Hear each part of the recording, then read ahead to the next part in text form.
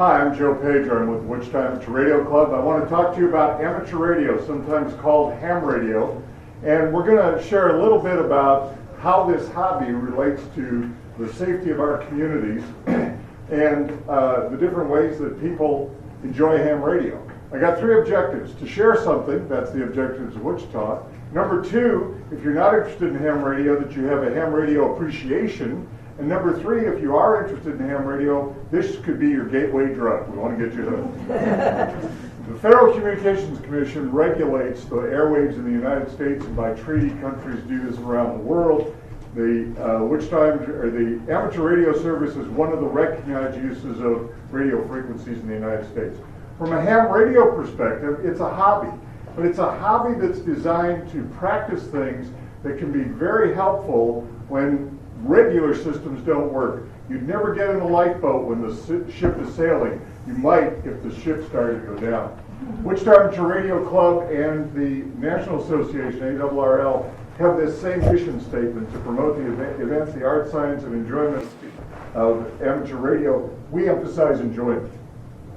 It's been featured in a lot of different movies and TV shows. The box in the center is Tim Allen, who actually, after playing a ham on TV on Last Man Standing, became a licensed amateur radio operator. So, very easy. Well, what do hams do? Well, first of all, we're part of a very select group. You've heard of the 1%? We're part of the 0.2%. There aren't very many ham radio operators. We mostly communicate over long distances, usually two-way in nature. Not always two-way in nature, though. We use a lot of one-way transmissions to study how radio waves propagate around the world, to practice finding hidden transmitters, to remotely control different objects. And a good example of this, of course, is the different types of contacts we make. Specifically, sometimes we're just socializing, sometimes we're getting together in groups and talking on the air or working on the air, sometimes we're competing against each other, sometimes we're exercising. There's a lot of different frequencies that are available in the electromagnetic spectrum, and hams have different slices through this. Generally, the waves that go the longest carry the least amount of data and vice versa, so we have to have a combination of it. Sometimes we talk radio to radio, my radio to your radio. Sometimes we use a repeater so that we can talk further. Sometimes we connect these repeaters so that we can talk over an even larger area, and sometimes we'll even connect the repeaters through the internet, a little bit of cheating, to increase the reach further. We have satellites. We have a bunch of satellites in orbit that we can use the satellites to talk to each other. We even bounce signals off the moon to talk to each other. Lots of different options. We do Morse code. We do voice. We do various digital modes. We do still TV. We do full video TV.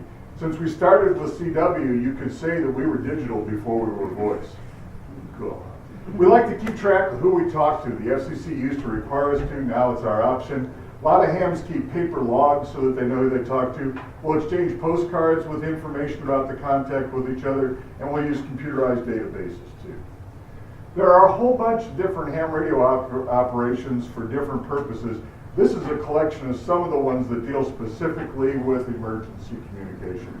And emergency communication is really the federal purpose in ham radio. STEM, science, technology, engineering, medicine, and math is supported by ham radio, and ham radio can be used to support STEM curriculum. So that's really important. We work at exploration plays, Cub Scout groups, talk to the International Space Station.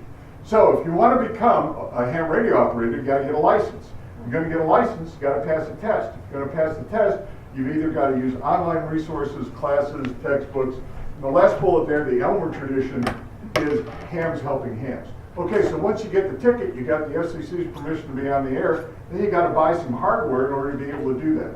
That's an enjoyable part of the hobby. It gives you a lot of options. It's never been easier, it's never been more difficult, it's never been faster, it's never been cheaper. So, in short, if you want to become a ham, you got to go down this path. If you don't worry about it. Okay? But once you get your first license, then you can look at upgrading. So, my message is, when everything else fails, and you're trying to think about who you're going to call, we'll figure out how you're going to make the call.